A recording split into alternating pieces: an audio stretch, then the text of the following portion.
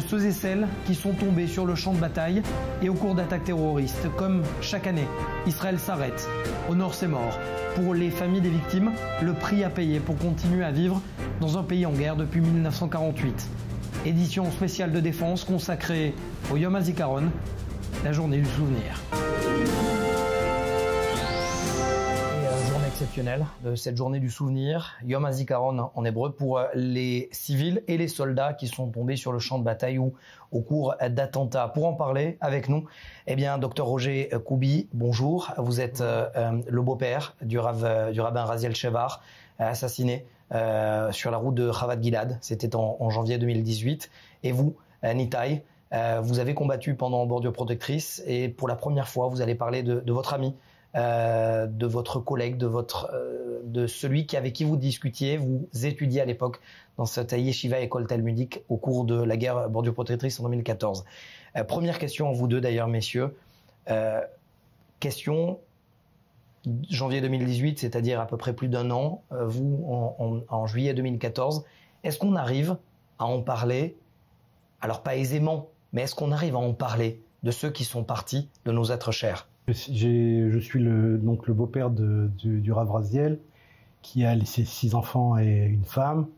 Le début a été très très difficile et pour nous et pour sa femme et ses enfants bien entendu, mais étant donné qu'ils ont été très très très entourés par tout ce qui était autour d'eux, la chose, on a réussi quand même à garder une sérénité relative et pouvoir se réorganiser. Aujourd'hui, après plus d'un an, on en parle beaucoup, et avec les enfants, et avec sa femme, et avec son entourage. On essaye de garder un héritage du défunt. Vous, Nitai, ça a été un petit peu plus particulier parce que c'est une famille, malheureusement, parmi tant d'autres, qui ont permis Eviatar Torjman, vous étudiez avec lui. Je disais, c'est la première fois que vous en parlez. Qu'est-ce que vous ressentez à ce moment-là? C'était pas facile. C'était quelqu'un de notre classe, c'était quelqu'un de notre groupe. Il était avec nous, il était parmi nous. Et j'avoue qu'au début, c'était entre nous, on n'en parlait pas beaucoup. On n'en parlait pas. C'était un peu comme il était comme ça. Il était présent et pas présent parmi nous. On n'en parlait pas. On le savait. C'est quelque chose qu'on savait tous. Par contre, ce qu'on faisait à côté, c'est que à côté, on a organisé des choses en son nom, on faisait des études en son nom, des activités en son nom. On allait chez ses parents une fois par mois en son nom pour lui. Je sais que c'est particulièrement difficile, mais pour ceux qui ne connaissent pas les faits, est-ce que vous voulez les rappeler? Oui, alors ma fille et son défunt mari habitent dans une colonie qui s'appelle Chavad Gilad, qui est juste à côté de Gdoumim, qui est dans la Samarie. Et il faisait office de rabbin. Il était aussi volontaire dans le Magen David Adom. Il était quelqu'un de très très très connu dans la région. Donc il allait d'endroit en endroit. Pour vous dire, le jour où il a été assassiné, il revenait de la visite d'un bébé qu'il avait circoncis. Sur la route, une camionnette de terroristes, on l'a su après, l'a doublé, ils l'ont mitraillé. Malheureusement, il a reçu 4 balles sur lui. Il apparaît, enfin, il a eu le temps d'arriver à l'hôpital, mais dès qu'il est arrivé à l'hôpital, ils ont constaté sa mort. Tout de suite après, quand on a reçu l'information, la terrible information, toute sa famille, ses parents, sa femme et nous, on a essayé d'organiser un petit peu la chose. Quand on est grands-parents et que votre fille a été mariée avec un homme qui vient d'être assassiné, comment ça se passe avec les petits enfants d'abord? Est-ce qu'on essaie de les faire parler? Est-ce qu'on qu'est-ce qui se passe au quotidien? Je veux dire, au quotidien, d'abord, ce qu'il y a, c'est que tous les enfants ne réagissent pas de la même façon. C'est-à-dire, sur 6 enfants, la plupart ont réagi très très bien. Tout va à peu près bien. Il y en a certaines qui ont ce qu'on appelle un syndrome post-traumatique qui est pas toujours évident à gérer, mais Baruch Hashem, grâce à Dieu, les institutions israéliennes sont très malheureusement très organisées autour de ce genre de problème. Si vous voulez, j'ai quelques petites anecdotes à vous donner. Par exemple, mon petit-fils qui lors de la mort de son père, avait à peine 3 ans. Il a mis son père il sait qu'il est dans le ciel, et de temps en temps, il sait que quand un avion passe, c'est son père qui vient le voir. Donc il a cette notion de relation avec son père, même après sa disparition. Nitaï, quand vous me racontiez hors antenne que vous étudiez avec Eviatar à ce moment-là, juste avant l'opération Bordure Protectrice, rien ne vous indiquait finalement que vous alliez rentrer dans la bande de Gaza. Et au moment où alors vous êtes de l'unité d'infanterie des Givati, lui est des parachutistes. Quand vous rentrez, vous perdez contact, c'est ce qui se passe? Ouais. Ouais, lui, il est avec son unité, ils sont en Khan Younes, nous on est avec la nôtre, on est à Rafiah. On n'a pas vraiment de contact. Et comment vous l'apprenez? C'était à une de nos sorties, là, on sortait pour des pauses, pour aller récupérer de la nourriture, des munitions. Et en sortant, y a un ami qui vient me voir et qui me fait « T'as entendu ce qui s'est passé ?» Je lui fais « non, qu'est-ce qui s'est passé ?» Il me fait « Eviatar, il est mort, il a été tué. » Alors là, c'était le choc. Le retour sur le terrain, il se passe comment? Dur. C'est dur, on est sur le moment, j'avoue que sur le moment c'est la colère. La colère, et puis bon, la routine, pas la routine, mais genre le travail il reprend, on reprend ses esprits. Est-ce qu'on a envie de combattre pour sa mémoire? Ah oui, ouais. On y pense, on y pense tout le temps. Même aujourd'hui? Aujourd'hui, moins, parce que je suis moins dans des situations, au prochain, moins des situations comme ça, mais c'est-à-dire que de temps en temps, il y a des petits flashs comme ça qui reviennent, qui me rappellent, qui me le rappellent. Et vous me disiez également en antenne que vous avez prévenu sa famille? Vous lui avez demandé l'autorisation d'en parler? Exact, j'ai demandé à sa mère si ce serait bien et tout. Ça lui a fait plaisir de savoir que, voilà, qu'on parle de son fils, qu'on parle d'Eviatar. Même si c'est en français et qu'elle ne comprendra pas forcément, je lui traduirai. Et voilà, que même si ça fait 5 ans qu'il est parti, pour nous en tout cas, pour mon chiour, je sais que pour ma classe de Yeshiva, il est toujours présent avec nous. Est-ce que c'est important, et 2 générations diamétralement opposées qui sont sur ce plateau-là, est-ce que c'est important de parler, de se souvenir de ce qu'étaient nos proches? Je pense que c'est primordial, c'est pas seulement important. C'est à ma ville, enfin, je veux pas faire de comparaison, mais c'est comme les gens qui, pendant longtemps, n'ont pas parlé de leurs proches qui sont morts à la Shoah, et aujourd'hui, ils s'aperçoivent que c'était une petite erreur quand même de ne pas avoir perpétué leur mémoire. Nous, on est rentrés chez nous, en Israël, et les gens qui sont tombés, que ce soit particulièrement les soldats, bien entendu, mais même les gens qui sont tombés, comme Raziel, sur la route, tués par des terroristes. Il est très important que le peuple d'Israël entièrement sache que c'est sur eux que repose toute la valeur de la terre qui a été conquise avec beaucoup de douleur et beaucoup de sang et beaucoup de peine, parce que les gens qui restent sont très très très perturbés par ça, et il est très important qu'ils se sentent soutenus, qu'ils sentent que la perte de leurs proches n'est pas quelque chose de vain. Au départ, la journée du Yom HaZikaron, la journée du souvenir, était uniquement que pour les soldats, et se sont venus se greffer malheureusement au cours des années les victimes d'attentats. On se sent exactement de la même manière, j'imagine, quand on perd un ami proche soldat, ou alors au cours d'un attentat.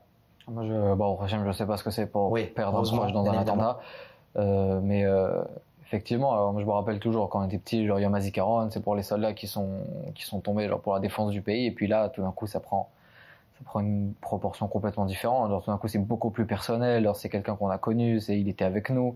Ça aurait pu nous arriver à nous-mêmes. Ça aurait pu être nous à la place. Genre, le nom inscrit, ça aurait pu être le nôtre et pas le sien. Et voilà. Comment vous avez cette maturité? Excusez-moi, pardonnez-moi. Vous avez quel âge? 24 ans. Comment on obtient cette maturité-là? C'est peut-être paternaliste que je vous pose comme question, mais j'en suis moi-même choqué. Quand il est parti, lui, Eviatar, il avait 20 ans et demi, il n'a pas eu l'occasion, genre, construire quelque chose. Donc voilà, donc nous on est là, on se dit que bon, bah, si nous on a réussi à passer, si on est encore là, bah, il faut qu'on puisse construire quelque chose, il faut qu'on puisse laisser quelque chose derrière nous. Et voilà, et c'est important de parler de lui, genre, parce que d'une certaine façon ça le fait vivre. Alors voilà, peut-être pas vivre comme nous, mais ça le fait vivre. Alors, ça le fait vivre d'une autre façon. Alors, voilà, on parle de lui, il est là. Genre, il a pas disparu, pas complètement. Merci Nitaï de cette leçon de vie, et vous également, docteur Roger Koubi. Je rappelle, vous êtes beau-père de Rabbin Raziel Sheva, assassiné en janvier 2018, et vous, Nitaï, ami d'Aviatar Turjman, tombé sur le terrain. Merci beaucoup, messieurs, d'avoir été avec nous pour cette journée du Yom HaZikaron, journée du souvenir 2019 en Israël. Hadass Malka, plus qu'un nom, un visage, un sourire surtout, celui d'une combattante de la police des frontières, une jeune fille de 23 ans assassinée au cours d'une attaque au couteau à la porte de Damas en juin 2017. Sa jeune sœur a souhaité poursuivre son œuvre et s'est engagée dans la même unité. Nous l'avons rencontrée. Reportage.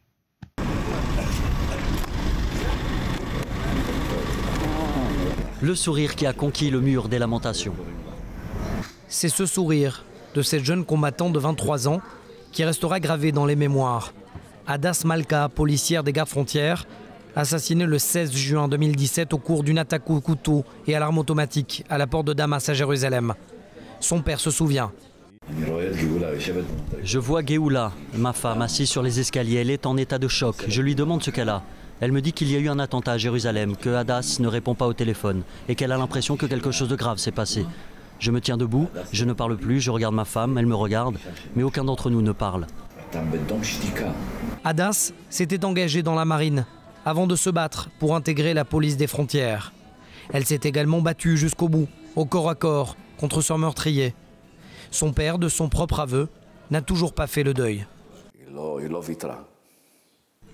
Elle n'a jamais abandonné, elle a combattu jusqu'au bout, mais n'a jamais abdiqué. Mais malheureusement, la fin a un goût amer. Je vis avec elle chaque jour depuis 2 ans, et il est possible que je n'ai pas encore intégré le fait qu'elle soit partie.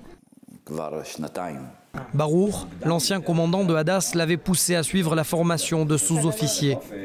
Au moment des faits, il était déjà porte-parole des gardes-frontières. Il n'oubliera jamais ce moment où, ce vendredi soir, son téléphone sonne. On m'annonce dans un premier temps qu'une combattante a été grièvement blessée et je demande immédiatement de quelle unité. On me répond Samag 5. Ça me renvoie alors quelques années en arrière et il me lie émotionnellement à l'incident. Je prends alors la route en direction de Jérusalem et c'est là qu'on m'annonce que c'est Hadass qui a été touché. Je vois alors son visage, je vois quelqu'un que je connais, je vois de qui il s'agit. Nous avons rencontré les équipiers d'Hadass au moment de l'attaque. Pas un seul jour ne passe sans qu'ils évoquent son souvenir, ces derniers instants. On a entendu Hadass hurler, nous appeler. On s'est immédiatement retourné, on a vu le terroriste qui ne voulait pas lâcher Hadass. Raz l'a agrippé pour l'éloigner d'elle. Hadass a lutté contre le terroriste. Quand j'ai vu que je pouvais tirer et qu'Hadass ne prendrait pas de balles perdues, j'ai tiré. Je me pose sans cesse la question, qu'est-ce que j'ai fait de mal? Où était mon erreur? C'est l'histoire de quelques secondes, on n'a pas le temps de penser, il ne faut pas penser. Pourquoi il l'a choisi à elle et pas à toi? Je n'ai toujours pas compris, je n'ai pas de réponse, il s'est jeté sur elle parce qu'il était plus près d'Hadass. Et très vite, des milliers de personnes sont captivées par ce visage, cette photo que Barour décide d'envoyer à la presse. Au cours des funérailles et de la période des 7 jours de deuil, des invités spéciaux vont même se rendre au domicile familial.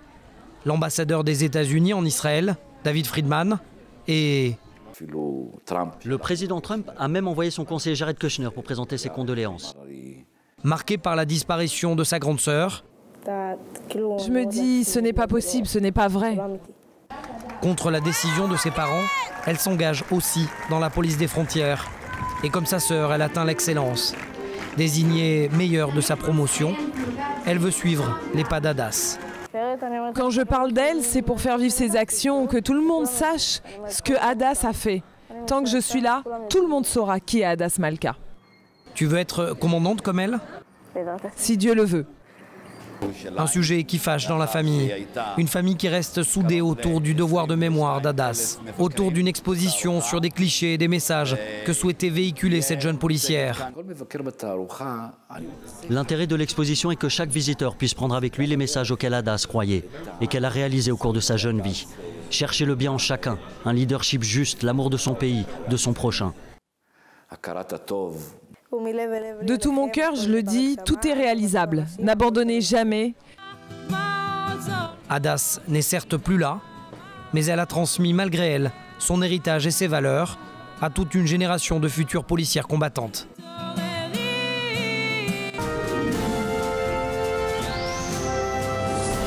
Et on continue à parler de l'opération Bordure Protectrice. La dernière guerre menée par Israël, c'était en 2014 dans la bande de Gaza. Avec vous, Varda Pomerantz, merci d'être avec nous. Vous n'êtes pas n'importe quelle mère endeuillée, mère de Daniel, mort au combat dans la bataille de Shadjaya dans la bande de Gaza.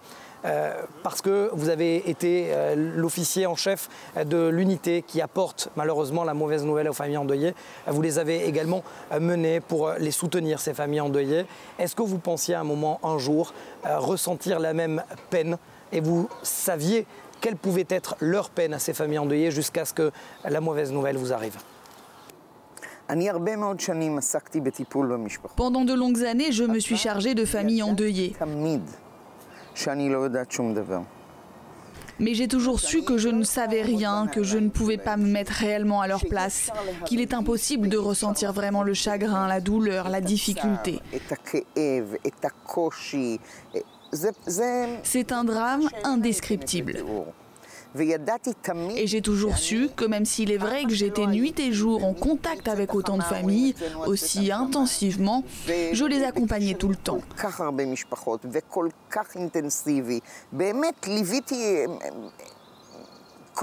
C'était mon monde, c'était toute ma vie, pourtant je savais que je ne saisissais pas, que je ne savais encore rien.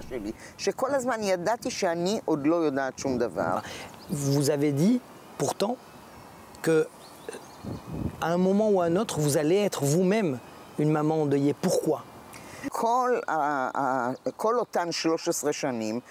Durant toutes ces 13 années, je vivais uniquement autour de cette question de la mort et du deuil dans l'armée. Rien que cela devrait nous pousser à penser qu'il n'y a aucune chance que cela nous arrive. Ça, c'est au jour le jour.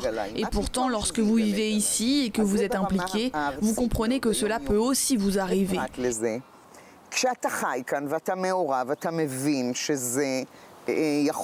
Ajoutez que pendant 13 ans, c'était la mission de ma vie. Cela suffisait pour que je comprenne. Même avant la naissance de Daniel, que j'allais vivre un deuil. Je l'ai toujours su.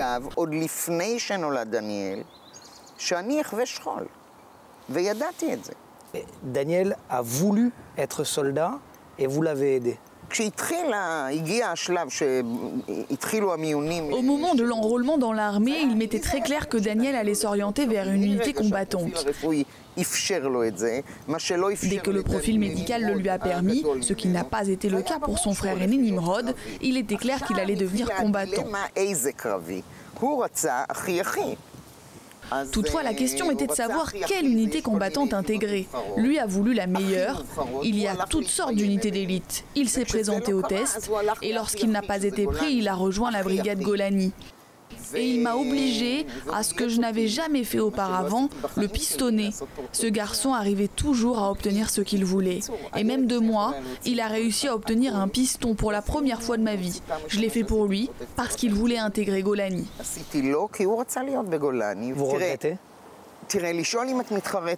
Me demander si je le regrette, c'est une question très problématique. Nous sommes assis là, à côté de la tombe de Daniel, alors il est évident que si je savais que par mon intervention je déterminais son sort, comment dire que je ne regrette pas? Mais pour tout vous dire, je n'ai pas de regrets. On a grandi, on a tous grandi avec cette image d'un officier qui vient, qui tape à la porte et qui annonce la mauvaise nouvelle et ce regard parfois sans mots, des familles endeuillées. Racontez-nous votre impression.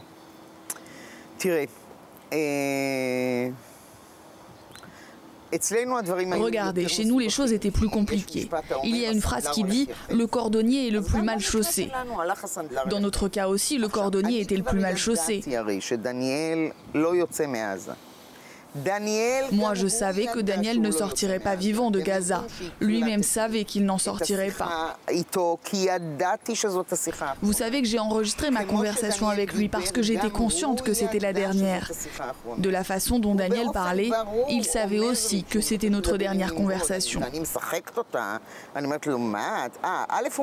Très clairement, il m'a demandé de parler à Nimrod. J'étais étonnée.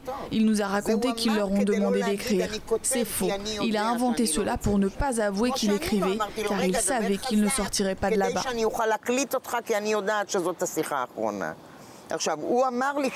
De la même façon que je lui ai demandé de parler fort pour que je puisse l'enregistrer, car je savais que c'était notre dernière conversation. Quand il a demandé à parler à Nimrod, j'ai fait la forte et j'ai commencé à lui dire « Avec Nimrod, tu veux que je le réveille? Ce n'est pas dommage. Cela va juste le stresser. » C'est alors qu'il m'a dit « Tu ne penses pas que ce serait bien qu'il entende son frère pour la dernière fois ?» Je lui ai dit « Pourquoi parles-tu d'une dernière fois ?» Lui et moi savions, et cela s'est produit 1 jour et demi avant sa mort. Des hélicoptères tournaient au-dessus de notre maison et j'ai dit à mon mari à vie « Ce n'est pas un bon jour pour nous. » À ce moment-là, j'attendais seulement que l'armée vienne m'annoncer la mort de mon fils. Cela a pris du temps. Ils sont venus me l'annoncer dans l'après-midi. Le drame est survenu au lever du jour. Ils se sont présentés et j'ai réagi comme s'il ne s'agissait pas de mon fils. Je leur ai demandé de ne rien m'expliquer et je leur ai dit que je connaissais la procédure. J'ai fait venir Avi. La maison était déjà pleine à craquer à cause d'un message qui avait circulé sur WhatsApp.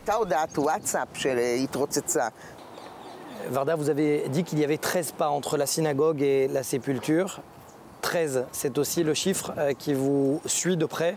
13, c'est l'unité, la division 13 de l'unité Golani d'infanterie à laquelle appartenait Daniel. 13, c'est aussi la date de naissance, 13 septembre. 13, c'est aussi, et vous êtes attaché, le nombre de qualités qu'il faut raconter dans l'histoire de Pessah, la Pâque juive. Bref, 13, c'est un chiffre qui porte bonheur, pas forcément, oui ou non? Écoutez, dans le judaïsme, le chiffre 13 est considéré comme un chiffre porte-chance, comme un bon chiffre. Cette semaine, nous avons lu dans la Haggadah de Pessah sur les 13 qualités de l'homme. Et pour vous dire la vérité, Daniel avait plus que 13 qualités. Mais 13 qualités, il en avait certainement. J'ai tout d'un coup découvert au moment de sa mort qu'il était né le 13 septembre, chose que nous savions déjà, mais que c'était aussi la date de l'accord de paix d'Oslo, lequel n'a certes pas tellement réussi, mais on peut toutefois y voir la naissance d'un garçon de la paix. Il s'est enrôlé dans l'armée en mars 2013. Il a été intégré dans le régiment numéro 13 de Golani. Il a été tué au 13e jour de l'opération Bordure Protectrice. Durant la même nuit, sont tombés 13 combattants de Golani, et ainsi de suite. De l'arche sainte de la synagogue jusqu'à sa tombe, il y a 13 marches. J'ai vu que j'avais rédigé des consignes à respecter avec les endeuillés, avant la naissance de Daniel. Que je terminais 13 ans d'œuvre dans le domaine et que je vous transmettais par écrit tout ce que j'avais appris. Et cela aussi fait partie du chiffre 13. Je veux être lié au chiffre 13, aux 13 qualités, chiffre porte-chance dans le judaïsme. Même si, il faut le dire, nous avons un peu manqué de chance avec cette histoire. Daniel était dans le même transporteur de troupes que Oron Shaul, qui a été kidnappé par le Hamas. Est-ce que vous auriez pu penser éventuellement être dans la situation de Zahava Shaul aujourd'hui? Oron ne devait pas se trouver là-bas parce que sa mère Zahava était déjà très malade. C'était déjà une femme malade lorsqu'Oron était soldat. C'est pourquoi l'armée ne voulait pas qu'il entre à Gaza, mais il s'est entêté.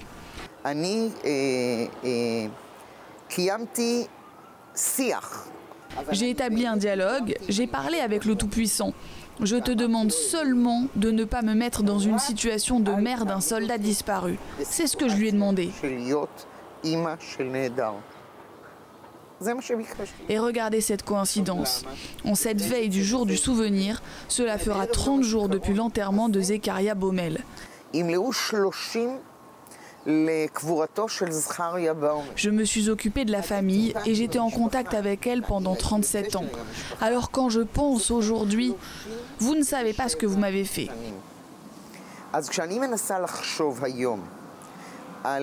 Lorsque je pense aux familles des disparus de la bataille de Sultan Yacoub et au fait que Myriam Baumel, la mère de Zekaria, a dû attendre le retour de son fils pendant 37 ans, je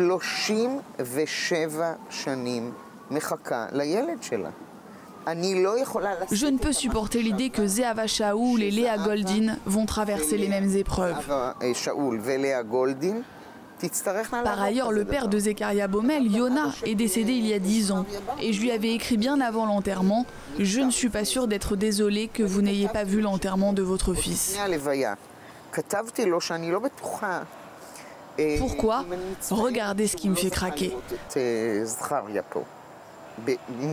Parce que je suis convaincue que Yona est mort avec l'idée que Zekaria était toujours vivant. Et peut-être que cela vaut mieux. Je suis papa d'enfants. J'ai du mal même à voir cette force qui sort de vous, Varda. Cette force intérieure, cette force extérieure. D'où ça vous vient? Il est certain que nous avons plus de force que ce que l'on croit. C'est quelque chose de naturel.